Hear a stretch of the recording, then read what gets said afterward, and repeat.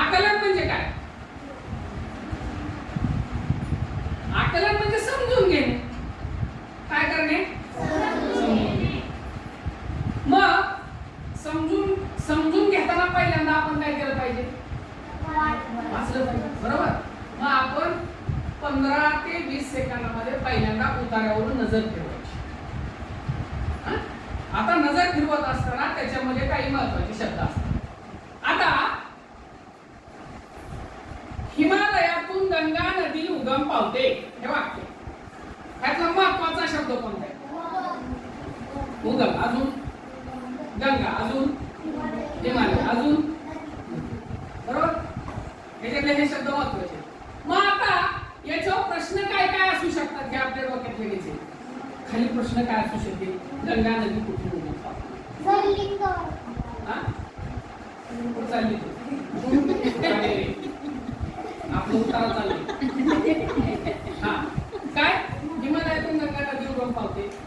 प्रश्न काय काय असू शकतील? गंगा नदी कुठून उगम पावते? हिमालयातून कोणती नदी उगम पावते? बरोबर. असं असू शकेल का रे? हिमालयातून गंगा काय उगम पावते?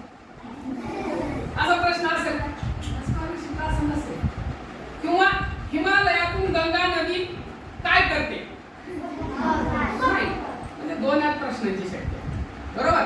मग ते आपल्या डोक्यात लगेच प्रोसेस झालं की प्रश्न अशा शब्दात त्याची दोघांची ही उत्तर असू शकतात. बरोबर. मग आता या दोघांपैकी कुठलाही प्रश्न आला की आपल्याला उत्तर शोधायला किती वेळ लागणार आहे? सेकंद पण नाही, कारण मला माहिती.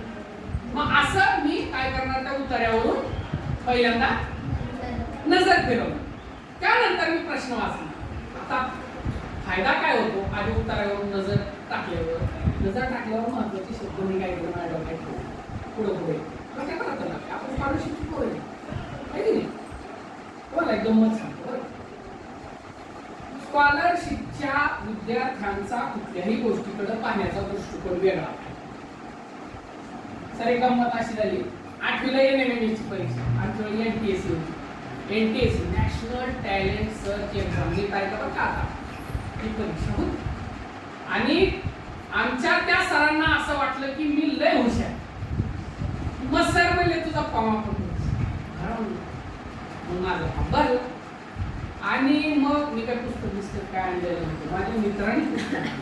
मी हुशार पोरांच्यात बसायचं. मग ते हुशार पोरगं होतं, त्यांनी पुस्तक आणलं होतं NTSC. आणि 2-3 दिवसांनी त्यांनी ती शाळेत आणलं आणि मला एक चित्र दाखवलं. मला म्हणला हे चित्र बघ, आणि हे चित्र बघून या चित्रातील व्यक्तीचं वय किती असेल ते सांग. खाली पर्याय दिले. आणि ते चित्र म्हाताऱ्या माणसाचं दिसत. मग मी सांगितलं असं मला नाही येड्या, ते जरा असं किरकोळ करून काय दिसतं? लहान बाळ दिसतं. ते लहान बाळ दिसतं. वय किती? तेच उत्तर. तो मला म्हणला की अशा स्पर्धा परीक्षांना बसणाऱ्या विद्यार्थ्यांचा दृष्टिकोन कसा पाहिजे? वेगळ्या दृष्टिकोनातून बघायला. जे दिसतंय तसं प्रश्न असेच असतात. काहीतरी वेगळं विचारलेलं असते आणि आपण काहीतरी वेगळंच. तर कुठं होतो आपण?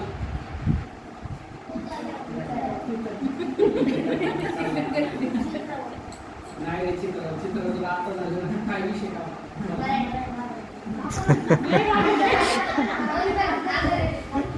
गंगा नदी आलो. आणि त्याच्यावरचे प्रश्न आपण पाहिले की इथं होतो आपण की उतारा आपण 15-20 सेकंदात वाचल्यानंतर आपल्या डोक्यामध्ये एक सर्वसाधारण कल्पना येते, या उतार्याचा विषय काय. कल्पना येते कोणत्या विषयावर विचारलाय हा, कोणत्या विषयावर हा उतारा दिलेला आहे. विषय असतो ना उताराला एक, त्याच विषयावर असतो ना. काय एका उतार्यात 2-3 विषय असतात. मग विषय लक्षात येतो आणि प्रश्न असे विचारलेले असतात. खाली वरील उतारा कोणत्या विषयावर लिहिलेला आहे, आलेला आहे, असं पण असतं ना. मग आता तुम्ही उतारा सापडेल उत्तर आपण उतारा वाचतोय प्रत्येक कुठेवर लिहिले की हा उतारा या विषयावर लिहिले आहे म्हणून त्याचं उत्तर उतारात असतं नाही. मग ह्याचं उत्तर कधी येतं जेव्हा मला समजतं म्हणजे मला आकलन होतं म्हणजे मला काय झालं पाहिजे आकलन काय झालं पाहिजे आकलन. मी जे समजपूर्वक वाचन मी जे वाचतोय ते मला समजलं पाहिजे. घोडे काय थोडे वाहते ओझे भावे विना तैसे पाठांतर नुसतं पाठांतर करून उपयोग नाही. गाढवाच्या पाठीवर ओझं टाकलं काय करायचंय त्याच्यात सोनं आहे का दगड आहे हे नाही का पाठांतर तसं आहे. पाठांतर रटाळा असतो आपण काही ठिकाणी पाठांतर करावं लागतं. कुठं पाठांतर करायचं बघ मराठी विषयात पाठांतर कुठं करावं लागतं म्हणजे थोडक्यात शब्द संपत्तीमध्ये आपल्याला पाठांतर करावं लागतं. आता हे तर पण गंमत आहे कधी कधी नुसतं पाठांतर करून जमत नाही समजायला पाहिजे. आता शब्द आहे कमळ आणि कमळाला समानार्थी शब्द आहे पंकज. काय शब्द आहे पंकज आणि मला पंकज शब्दच आठवायला मग मी पाठ केला. त्या पंकज शब्दाचा अर्थ जेव्हा मी समजून घेतो तेव्हा मला तो पंकज हा शब्द लक्षात ठेवायची गरज लागते.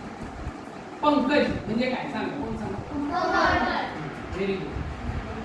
पंकजचा अर्थ काय अनंत कमळ. पंक अज पंख म्हणजे काय चिखल आणि अज म्हणजे काय जन्मणे. जो चिखलात जन्मतो मग आता हे मला माहिती अरे चिखलात जन्मणार हा पंकज पाठ करावं लागलं लगेच आपण केलं समजलं तर पटकन लक्षात राहतं. पाठ करावं लागत. संस्कृत किती जणांना येते का कळते का कळते. मी 2 वाक्य त्यात बोलतो 3 वेळा रिपीट करतो. किती वेळा तुम्ही मला परत सांगायचं काय नीट आहे का. मर्कटस्य सुरापानं तत्र वृश्चिकदंशनं तन्मध्ये भूतसंचारो किंवा मोवैकृतं तदा. किती वेळा झालं एकदा झाला. आता दुसरा मर्कटस्य सुरापानं तत्र वृश्चिकदंशनं तन्मध्ये भूतसंचारो किंवा मोवैकृतं तदा. आधीच बोलता बोललो किती वेळा झालं अजून मर्कटस्य सुरापानं तत्र वृश्चिकदंशनं तन्मध्ये भूतसंचारो किंवा मोवैकृतं तदा. बोला काय बोललो कोण सांगते मी काय बोललो ते मला सांगायला मलाच पाठांतर चांगले सर ह्याच्यात मलाच पाठांतर चांगले सागर कुठे सागर सांग मी काय बोललो 3 वेळा बोललोय अजून एकदा म्हणू हा मर्कटस्य सुरापानं तत्र वृश्चिकदंशनं तन्मध्ये भूतसंचारो किंवा मोवैकृतं तदा. बोल किती वेळा बोललो आता एकदा बोलतो तुम्ही प्रत्येक जण सांगा. आधीच माकड आधीच त्यात ते दारू प्यायलं त्यात त्याला विंचू चावला त्यानंतर ते कसं वागेल हे मीही सांगू शकत नाही. आता बोला काय बोललो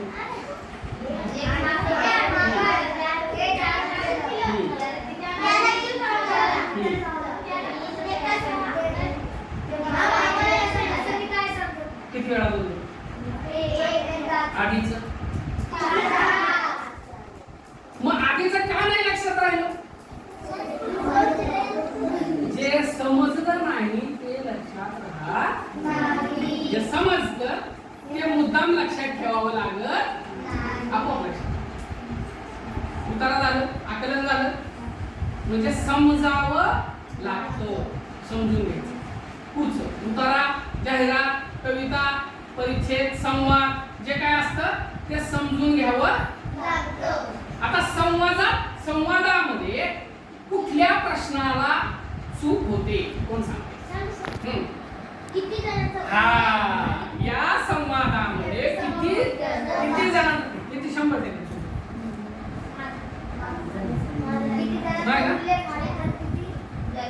त्याच्यामध्ये आपला काय होतो मग त्याच्या कधी कधी काय होतं की एखादी व्यक्ती त्या संवादात भाग घेत नाही परंतु ती तिथं असते, हे कसं कळतं? कोण करतो उल्लेख? जो संवादात भाग घेतोय तो उल्लेख करतो, एक तर नाव घेतो किंवा सर्वनामाने उल्लेख येतो, बरोबर ना? तिथं आपल्याला चूक होण्याची शक्यता असते. त्यामुळे संवाद नीट काळजीपूर्वक 2 वेळा वाचायचा. आणि हा प्रश्न हमखासच असतो किती जणांनी भाग घेतलेला. अजून काय चूक होते संवादात? होते का काही? तुम्ही सांगा. ते पुढे संवाद झाला, उत्तर झाला. आता कवितेत काय चूक होते? काय चूक होते कवितेत? बोला.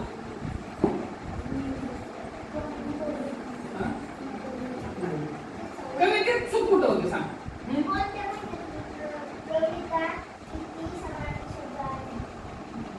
अजून चूक कुठं होते? मला प्रश्न नका सांग. चूक कुठं होऊ शकते?